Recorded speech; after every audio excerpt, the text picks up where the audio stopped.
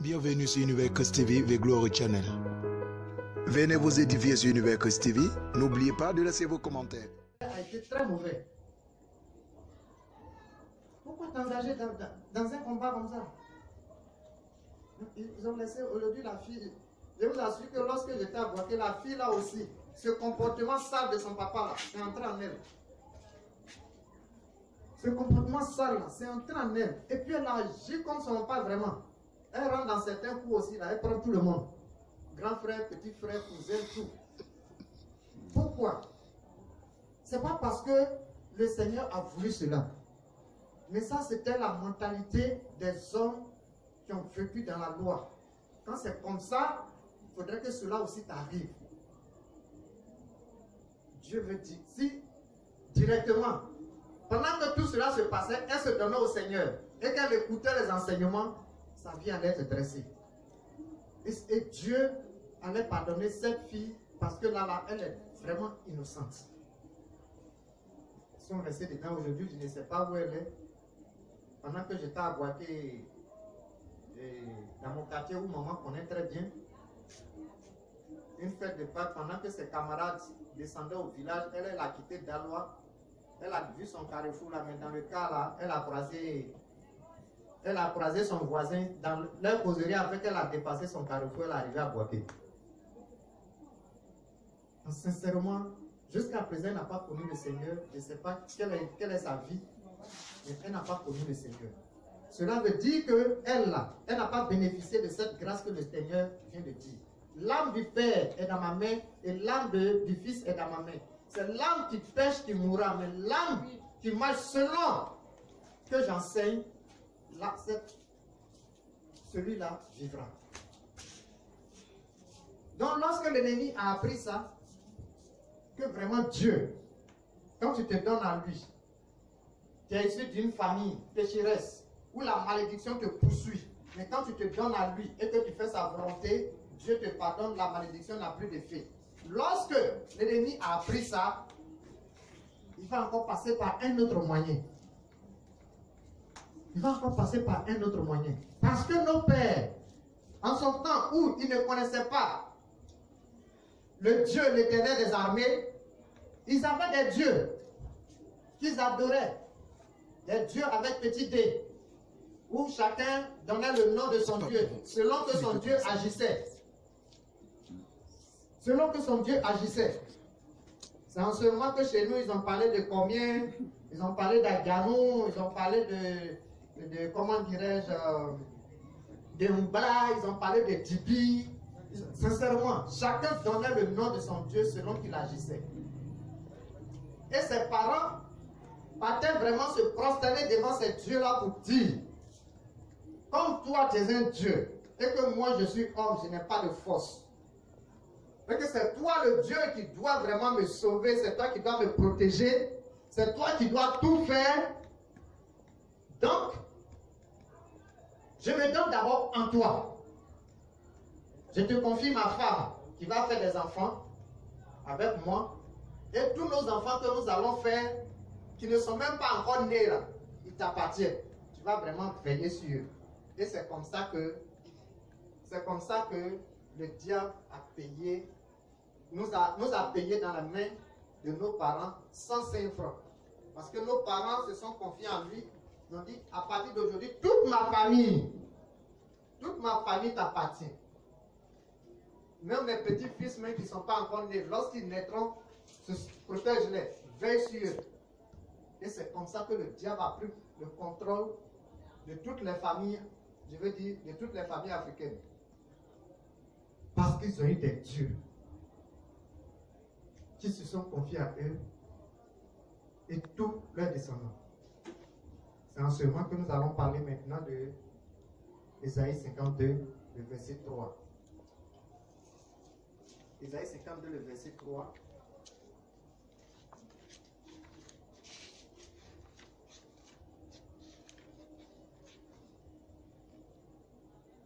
Ésaïe 52, le verset 3 dit, car ainsi parle l'Éternel, c'est gratuitement que vous avez été vendus, et ce n'est pas à prix d'argent que vous serez rachetés.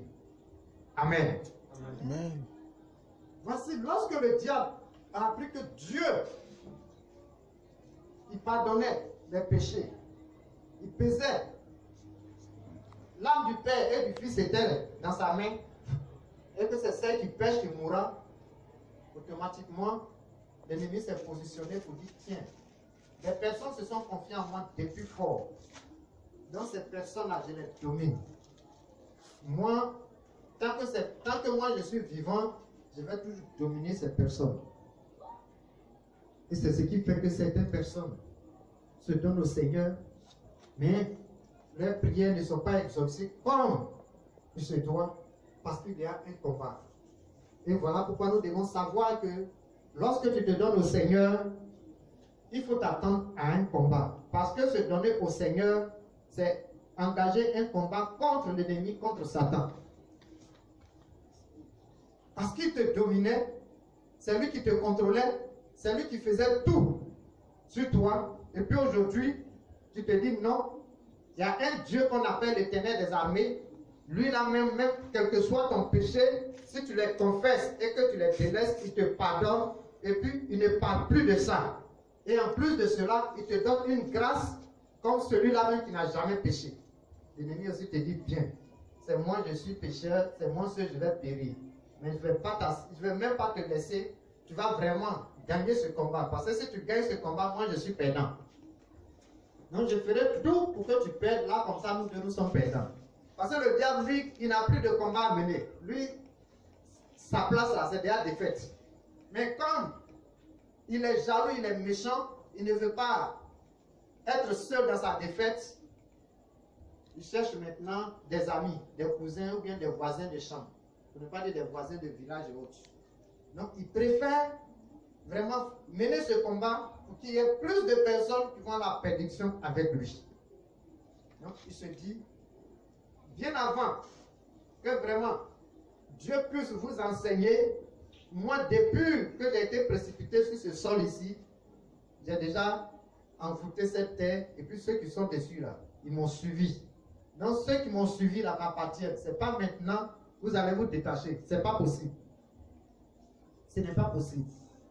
C'est en ce moment que Dieu, lorsque des personnes aussi prennent ce courage, toi, quel que soit ce que tu vas faire, moi je ne peux plus marcher avec toi. Même si avant, mes parents n'ont rien compris, et puis ils se sont donnés à toi, ils ont même donné mon nom sans que je le sache, ça a été des erreurs. Mais j'ai accepté un Dieu qui rectifie toutes les fautes. Donc cette faute-là sera rectifiée. Amen. Cette faute sera rectifiée. Et c'est un combat. C'est dans ton combat tu dis ça. Quel que soit ce que tu vas faire, moi je ne vais plus te suivre. Je ne vais plus te suivre parce que le Dieu que je viens de connaître, c'est un Dieu d'amour. C'est un Dieu de paix. C'est un Dieu de bonté. Un Dieu de pardon. Regardez un peu pour ceux qui ont fait d'abord le monde avant d'être enfants de Dieu. Nous, nos parents étaient des véritables animistes. Je le dis à tout moment, quand je suis à la chaire ici, je dis je suis le premier enfant qui a connu le Seigneur dans ma famille. Et aujourd'hui, grâce à moi, certaines personnes sont des chrétiens dans la famille, grâce à moi. Mais il faut reconnaître que le combat est un véritable combat que j'ai mené et je continue de mener. Ce n'est pas du tout facile.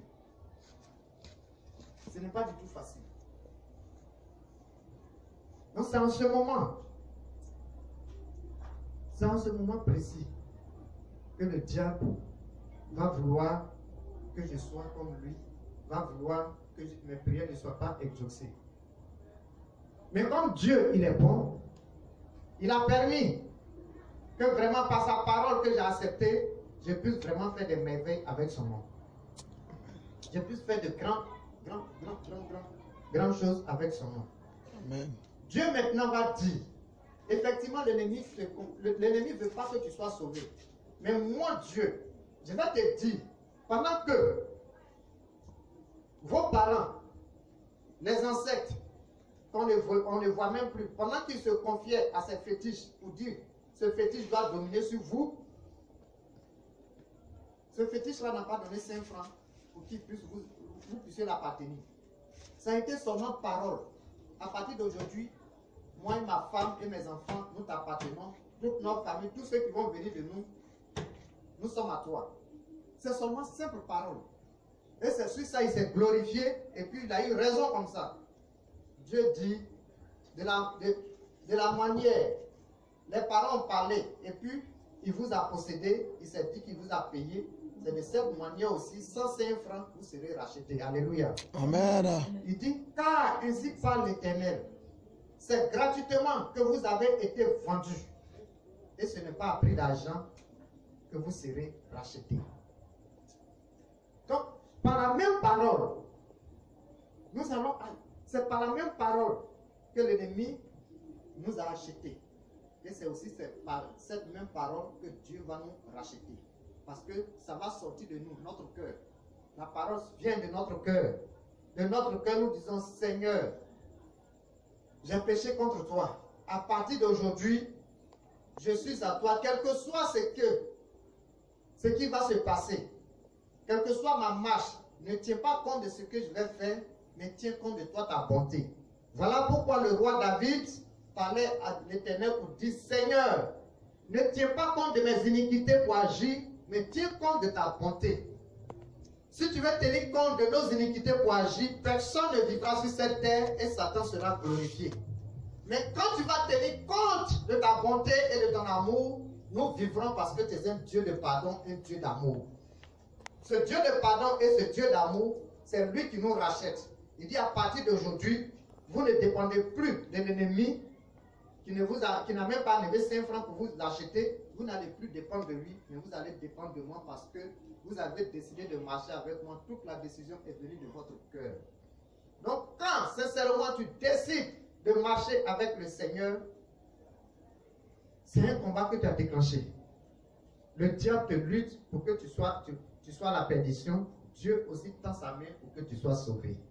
Donc à toi maintenant de prendre la décision, à toi maintenant de faire le bon choix pour que tu sois sauvé. En saisissant la main de l'Éternel, tu reçois la liberté. Mais cette liberté, tu ne vas pas l'obtenir facilement, tu vas l'obtenir dans un combat. Lorsque tu combats, l'ennemi vient te combattre et que tu résistes, tu restes sur ta position. Pendant que tu restes sur ta position, la main tendue de Dieu vient vers toi. Mais lorsque tu doutes, parce qu'il vient te montrer les bonnes choses, il te dit, toi, j'ai décidé, depuis que tu étais là, voilà ce que j'ai préparé pour toi, pour que vraiment tu sois maintenant à l'aise. Le temps que j'ai mis la chose est maintenant à côté de toi, tu vas où? Reviens. Voilà pourquoi on l'appelle l'esprit malin. Lorsqu'il essaie, avant de venir te mener un combat, il ne vient pas avec cette force physique, mais il vient avec cette force de tempérie. Il vient vraiment te séduire. Quand tu vois que tu es sur ta position, il s'énerve un peu. Et puis maintenant, il vient sa force. Il a montré les bonnes choses, tu as refusé. Là, il vient maintenant avec force. Comme la main tu vas tendue là. Si tu tiens cette main, tu seras d'abord délivré. Et puis tu vas avoir toutes les bénédictions que le Seigneur a préparées. Donc cette main-là, je ne vais pas te laisser saisir cette main. Donc comme moi je ne peux pas être en face de cette main, pour que vraiment cette main soit repoussée, je vais être derrière toi pour vraiment te saisir afin que tu ne puisses pas attraper cette main. Voilà pourquoi la fois passée, pour ceux qui étaient là, j'ai dit comment faire pour affaiblir. Comment affaiblir le sorcier? Comment affaiblir le sorcier? C'est très simple. Comment rendre le sorcier impuissant? C'est très simple. Il faut connaître, il faut lire et étudier la parole. Parce que à chaque fois, pendant que le diable voulait tenter Jésus-Christ lui-même, qui est enfant de Dieu, il a été tenté. Non, ce n'est pas nous là, on dit non, je suis chrétien, je ne peux plus être tenté. Lorsqu'il tentait Jésus-Christ lui-même, Jésus-Christ répondait toujours par « il est écrit ». À chaque fois, Jésus-Christ ne disait pas que moi je suis le feu, je vais t'envoyer sur toi, mais il dit « il est écrit ». Donc, il faut connaître la parole et étudier. Il faut lire et étudier la parole. Donc, il faut connaître où se trouve ce verset et qu'est-ce qu'il veut dire. Quand tu connais cela, tu as affaibli le diable. Tu as affaibli Satan. Donc, quand tu te mets avec le Seigneur, la parole qui t'enseigne, il faut prendre ça comme pour toi, comme l'apôtre Paul le disait à son fils Timothée. Il dit, mon fils Timothée, ce que je t'enseigne en présence de tous, il faut l'accepter comme pour toi et l'enseigner à certaines personnes qui soient capables d'enseigner à d'autres personnes. Voilà. Cela veut dire que tout ce qui est enseigné ici, nous devons prendre ça comme pour nous. Nous devons prendre ça comme une nourriture de la manière. Si notre corps n'a pas mangé, on devient faible, il faudrait que l'âme aussi puisse avoir cette nourriture pour grandir, cette nourriture pour vraiment... Parce que c'est dans l'âme, c'est dans le spirituel que nous combattons. Le combat là n'est plus physique. Donc pendant que tu nourris l'âme, il est bien en forme et on ne peut pas le cogner, on ne peut pas le toucher, et puis il va loin avec le Seigneur. Il va loin avec le Seigneur. Donc, nous aussi, nous devons vraiment étudier la parole, lire la parole et l'étudier. Pour ceux qui ne savent pas lire, c'est ce que les prédicateurs enseignent ici, les hommes de Dieu enseignent ici, c'est ça qui est pour toi. Il faut prendre ce moment, c'est-à-dire là, tu peux te distraire à tout moment, mais lorsque nous arrivons à la parole, à l'enseignement, il faut vraiment tout faire pour tuer ta chair, qui aime se détendre, qui aime se réjouir, qui aime danser. Il faut tuer ça pour que l'esprit soit disposé. Et lorsque l'esprit est disposé, ce que tu reçois là, c'est ça qui est pour toi. Tu vas forcément marcher en fonction de ce que tu as écouté. Lorsque tu gardes dans ton cœur, c'est sur ça que tu te bases pour mener le combat avec Satan. Pour ceux qui savent lire, à chaque fois que tu lis un passage de la Bible, il faut chercher à comprendre qu'est-ce que ça veut dire. Il ne faut pas lire la Bible parce que tu sais lire. Parce que nous avons appris les lettres de l'alphabet à l'école. On peut t'envoyer un test en français, tu peux lire comme il se doit, mais il faut chercher à savoir maintenant qu'est-ce que ça veut dire. Qu'est-ce qu'il signifie. Lorsque tu fais cela, c'est en ce moment que pour ceux qui vont à l'école, on te donne un test et puis tu arrives à faire, comment dirais-je, ton test de rédaction, tu arrives vraiment à bien rédiger cela et puis tu as une bonne moyenne. La Bible aussi c'est comme ça. Lorsque tu apprends une parole venant de Dieu qui est écrite dans son livre et tu sais très bien lire, il faut toujours le garder dans ton cœur, il faut toujours le garder dans ta main, il faut toujours relire cela pour que vraiment ça puisse rester au plus profond de toi. Il faut être comme, je peux le dire, les chrétiens de Béry. Il faut être comme les chrétiens de Béry. Parce qu'on dit ces chrétiens de Béry, eux, ils observaient à chaque fois les Écritures pour savoir si ce qu'on leur enseigne est exact. Ces chrétiens observaient à chaque fois les Écritures pour savoir si ce qu'on enseigne est exact. Donc, nous chrétiens, si on veut aller loin, on veut vraiment être toujours victorieux. On veut être victorieux dans le combat que Satan a engagé. Nous devons observer à chaque fois les Écritures pour savoir si ce que l'homme de Dieu Alexis est en train d'enseigner est la vérité.